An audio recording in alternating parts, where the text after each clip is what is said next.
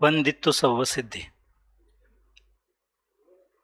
सर्वप्रथम श्रीमद् भगवताचार्य कुंद कुंद देव के श्री चरणों में वंदन करते हुए आज अष्टपाहुड़ परमागम के अंतर्गत जो बोध पाहुड़ विषय है उस विषय की चर्चा प्रारंभ करूंगा।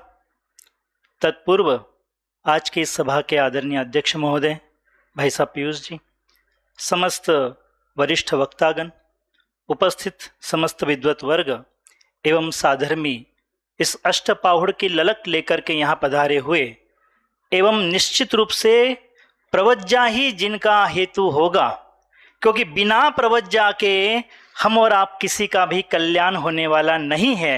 और इस हेतु से यहाँ बैठे हुए हमारे सभी सुधी श्रावकगण, वास्तविक रूप से बोध पाहुड़ में जो समागत 11 विषय है, उन 11 विषयों की चर्चा प्रातःकालीन के सत्र से हमने यहाँ सुनना शुरू की।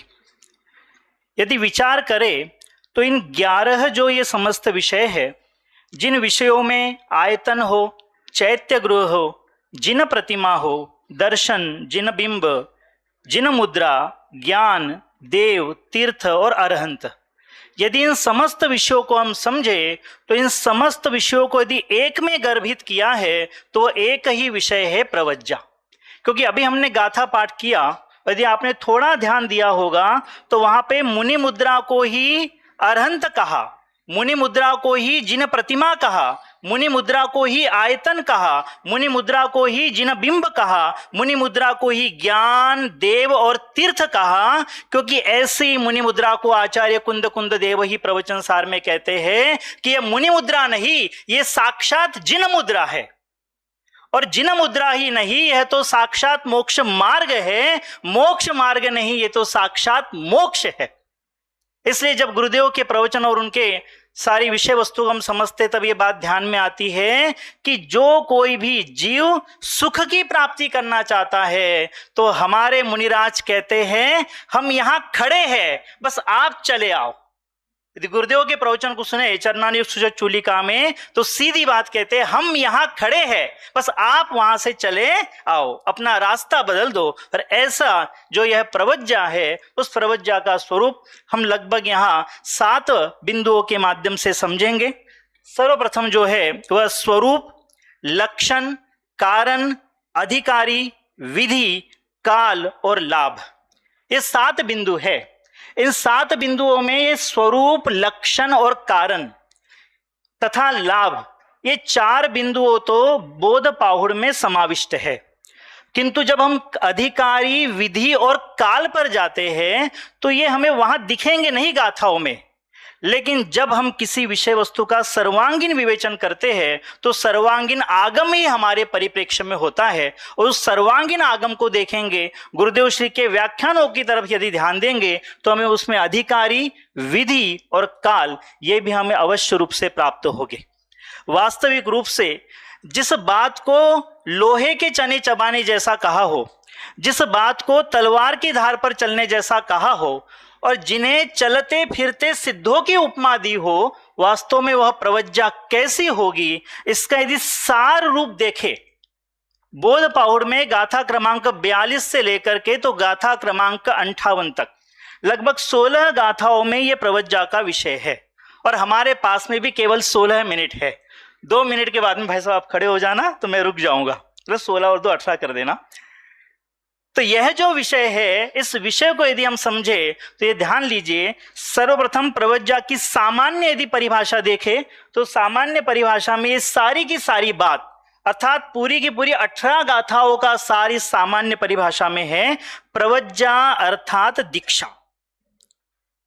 जो मोक्ष का अर्थात इच्छुक जीव वैराग्य की उत्तम भूमिका को प्राप्त होकर अपने समस्त सगे संबंधियों से क्षमा मांगकर निर्ग्रंथ गुरु की शरण में जाकर संपूर्ण परिग्रह का त्याग करके ज्ञाता दृष्टा रहता हुआ साम्य रूप जीवन बिताने की प्रतिज्ञा करता है, इसे ही आचार्य देव प्रवज्जा या जिन दीक्षा कहते हैं। इसमें इन 18 गाथाओं का सार आ गया। अब आप कहेंगे कि यदि इस लाइनों में 18 गाथाओं का सार आ गया, अभी गायक जी बता रहे थे 25 नंबर की गाथे में आया था पौवज्जा सौव संग परिचित्ता, तो वहां पर भी यही बात कही, सर्व संग से जो रहित है वो। फिर इन 18 गाथाओं में अलग से इनका वर्णन करने की क्या आवश्यकता आ पड़ी? तो अलग से इनका क्यों वर्णन किया गया, इसका स्वरूप जब हम समझे तो आचार्य देव से कनेक्ट हुए बिना हम ये स्वरूप नहीं समझ सकेंगे। ये बात ध्यान में लीजिए, जब तक हम अपने आप को आचार्य कुंद कुंद के चरणों में बैठा हुआ नहीं पाएंगे, समक्ष उन्हें नहीं रखेंगे, तब तक ये बात ध्यान में नहीं आएगी। और इसलिए इसकी गाथा पाठ करना बहुत आवश्यक है। इस गाथा पाठ का स्वरूप हम समझे। 45 नंबर की गाथा है, देखिए क्या कहते हैं। गिह गंथ मोह मुक्का 22 परिसाजिय कषाया पावारंभ विमुक्का पौवज्जा एरिसा भनिया। 5 बिंदु यहां पर लिए। पहला बिंदु लिया कुछ भी परिग्रह नहीं है, गिह गंथ। दूसरी बात ली वहां पे मोह मुक्का, समस्त प्रकार के सर्व संसार के मोह से विमुक्त है। 22 परिशह, 22 परिशह को सहने वाले हैं, कषायों को जीतने वाले हैं, और जिनके पापारंभ का अभाव है, ऐसी प्रवज्जा जिनेश्वर देव ने कही है। अब इसमें जो पहला बिंदु है, इन सब परिभाषाओं से हम भली भांति परिचित हैं, इसका विस्तार भी बहुत जानते हैं, लेकिन इसमें पहली यदि बिंदु लेवे कुछ भी परिग्रह नहीं है, इसका विशेष उन्होंने 46वीं गाथा में किया। गाथा नहीं पढ़ूंगा, लेकिन 46वीं गाथा में उन्होंने 3 बातें कही। वहां पे 3 शब्द बहुत ध्यान देने योग्य है। वहां पर आचार्य देव लिखते हैं कि गौ, धन, धान्य, वस्त्र आदि दान। गौ, धन, धान्य, वस्त्र आदि दान, सोना, चांदी, शैया, आसन आदि शब्द, और छत्र, चवर, भूमि आदि कुदान। ये 3 शब्द उन्होंने लिए। थोड़ा विचार करें कि एक जगह पे शब्द का प्रयोग कर रहे हैं दान, दूसरी जगह शब्द का प्रयोग कर रहे हैं केवल शब्द, और तीसरी जगह पे शब्द का प्रयोग कर रहे हैं कुदान। वास्तव में ऐसा लगता है जब मुनिराज ऋषभ देव आहार के लिए 13 महीने और 13 दिन बाद जब निकले थे, तो उनके सामने सभी राजा महाराजा कि ये धन ले लो, ये धान्य ले लो, हमारी पुत्री ले लो, और न जाने क्या क्या लेकर के उनके सामने आए थे। पर उसी प्रकार का स्वरूप लगभग आचार्य कुंद कुंद देव के सामने उस समय था। सुबह आदरणीय भाई साहब मनीष जी ने बहुत सुंदर विस्तार से उन समस्त बातों की चर्चा की, लेकिन थोड़ा यह भी समझे कि वहां पे यद्यपि श्वेतांबर मत प्रचलन में नहीं था, लेकिन जब इस बोध पाहुड़ को पढ़ते हैं तो अन्य वादी प्रतिवादी या शिथिलाचार की जो पोषक वृत्तियां थी वो इस प्रकार से आगे आ रही थी कि कोई जो है गौ, धन, धान्य आदि का दान दे रहा था, कोई किसी न किसी प्रकार से विविध प्रकार से दीक्षा धारण करते हुए रह रहा था, और उसमें रहते हुए उन समस्त चीजों को अंगीकार करना चाहता था। तब आचार्य देव ने यह बात लिखी कि इन सब से रहित होना, इसका नाम जो है वो समस्त परिग्रह से रहित होना है। और यह तो एक सामान्य गृहस्थ के पास भी दिखाई देती है, और इससे होगा क्या? अधिक से अधिक इससे पाप बंद ही होगा। हमें तो लगना है पुण्य मार्ग में, और पुण्य मार्ग को छोड़ करके धर्म मार्ग में, और उस धर्म रूप स्वरूप को भी छोड़ करके अपने आत्म स्वरूप में लगना है। तो फिर यहां पर इन समस्त बातों की चर्चा क्यों की? क्योंकि उसकी जो शिथिलाचार की पोषक जो वृत्तियां थी, आध्यात्मिकता को थोड़ी कम करने वाली जो वृत्तियां थी, वो वहां पर प्रचुर मात्रा में आगे आ रही थी। और इसका सूत्र पाहुड़ में विवेचन किया। जब सूत्र पाहुड़ में विवेचन किया तो वहां पे सचेल शब्द जो आया उससे संबंधित ये सबकी सब बातें थी, और उन बातों का निराकरण करने के लिए आचार्यों ने यहां लिखा कि गिह ग्रंथ मोह मुक्का, कि वे सग्रंथ भी नहीं है और समस्त प्रकार के मोह से भी विमुक्त है। इस प्रकार से जो है इस प्रवज्जा का स्वरूप 5 बिंदुओं में कहा। फिर आगे जब हम 47 नंबर की गाथा में चलते हैं तो 47 नंबर की गाथा में देखिए अंतरंग परिणति का स्वरूप बतलाते हैं, और ये अंतरंग परिणति को कहते हुए कहते हैं सत्तु मित्तेय समा पंसस निंदा अलद्य लद्य समा तन कनये समभावा पौवज्जा एरिसा भनिया। इसकी यदि आप छवि देखेंगे तो इसकी छवि हमें कहां मिल जाएगी? इसकी यदि आप छवि देखेंगे तो छैड़ालाकार पंडित दौलत राम जी कहते हैं, अरिमित्र महल मसान कंचन कांच निंदन थुति करन अर्घ्यावतारन असि प्रहार न में सदा समताधरन। देख लीजिए, सारा का सारा स्वरूप वही है। सत्तु मित्तेय समा, पंसस निंदा, प्रशंसा या निंदा, अलद्धि लद्ध समा, लाभ या अलाभ, इन सब में समभाव है। और इन सब में जिनका समभाव है वही प्रवज्जा के धारी हमारे श्री मुनिराज है। श्री जिन दीक्षा के धारी वे हमारे मुनिराज है।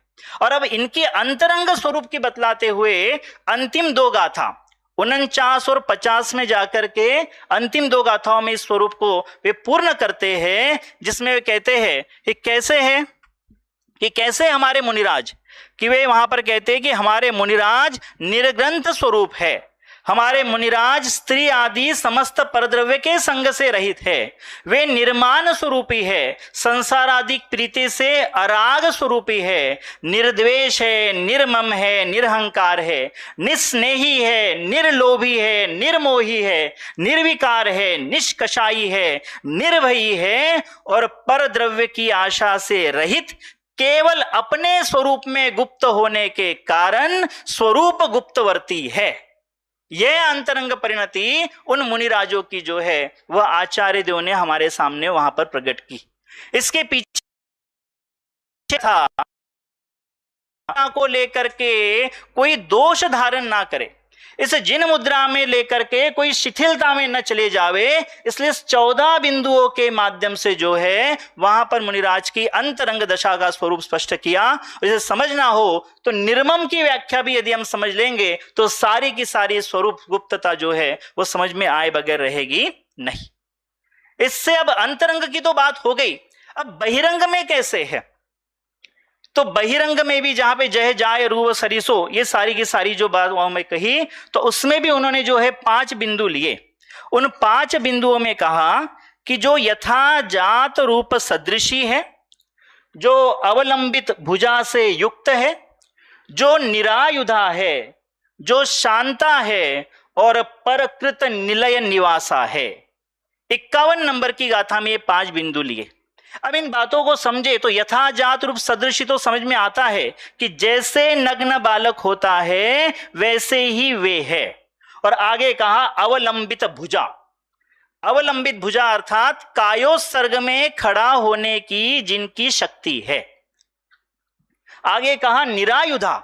ये निरायुधा शब्द वहां पे मुख्य रूप से क्यों प्रयुक्त किया, थोड़ा जानने योग्य है कि उस समय में जब आहार आदि के लिए निकलते थे तो करपात्र एक यही मुख्य मुद्रा थी, लेकिन फिर भी कुछ जगह पे कुछ स्थानों पर अपने साथ में लकड़ी का प्रयोग होने लगा, अपने साथ में जो है आयुध तो नहीं लेकिन लाठी का प्रयोग होने लगा।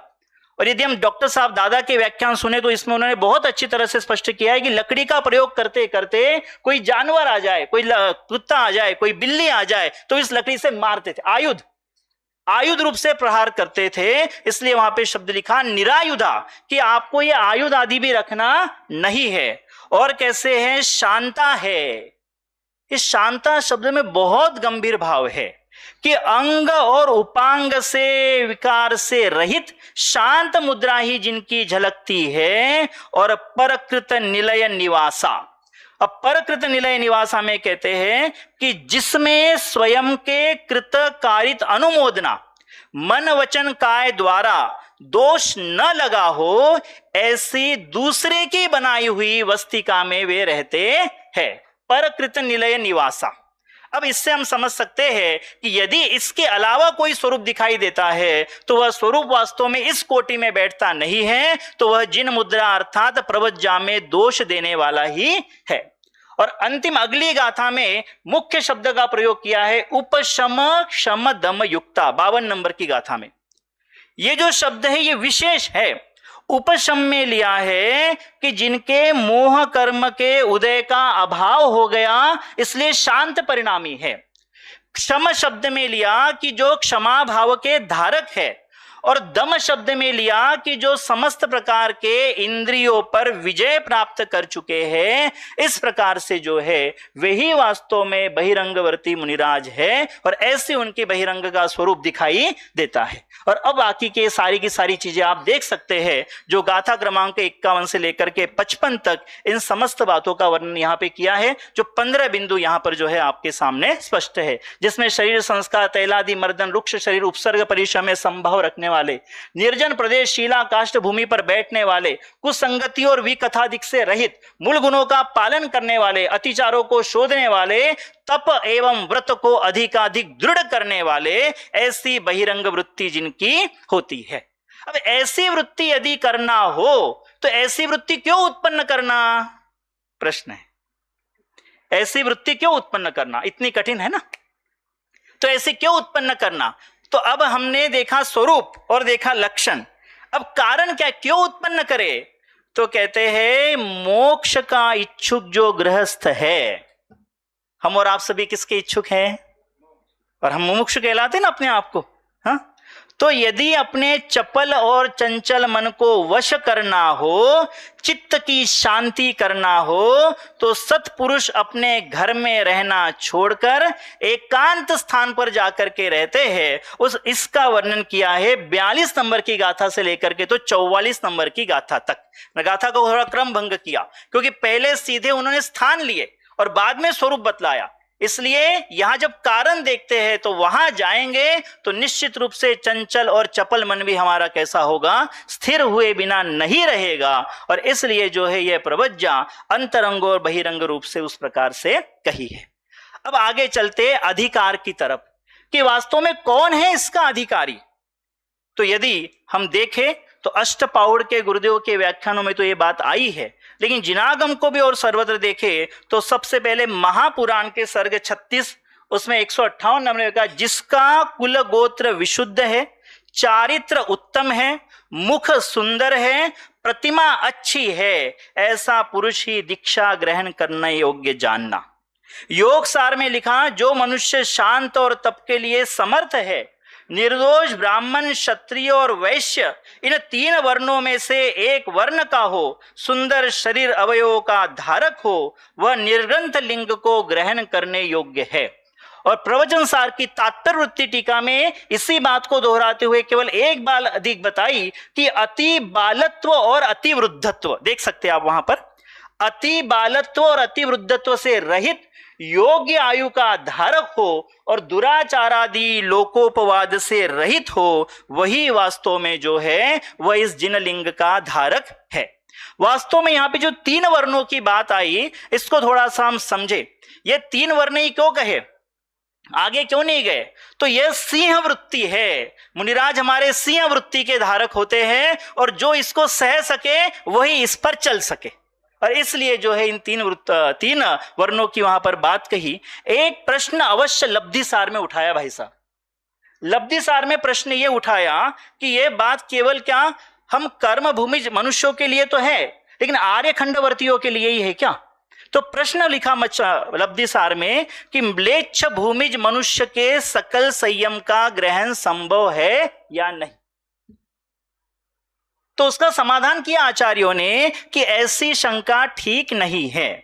जो मनुष्य, देखिए अब कैसा संबंध जोड़ते हैं आचार्य देव भी, कि जो मनुष्य दिग्विजय के काल में चक्रवर्ती के साथ आर्यखंड में आते हैं और जिनका चक्रवर्ती के साथ वैवाहिक संबंध पाया जाता है, उनके संयम ग्रहण के प्रति विरोध नहीं है, क्योंकि म्लेच्छ जो कन्याएं हैं चक्रवर्ती से विवाही जाती है, उन कन्याओं के गर्भ से उत्पन्न जो पुत्र है वे माता के पक्ष से म्लेच्छ है, तथापि दीक्षा ग्रहण करने योग्य उनकी भी सामर्थ्य है। इसलिए प्रवज्जा के भी वे कौन है, अधिकारी है, क्योंकि सर्वांगीण विकास है। केवल अष्टपाउड़ को देख करके काम नहीं होगा, यदि हम उस स्वरूप को समझ रहे हो तो परिपूर्ण रूप से हमें इस बात को समझना पड़ेगा। अब प्रवज्जा की विधि क्या है, स्वरूप तो समझे, अब विधि। ये विषय, साधन और फल है।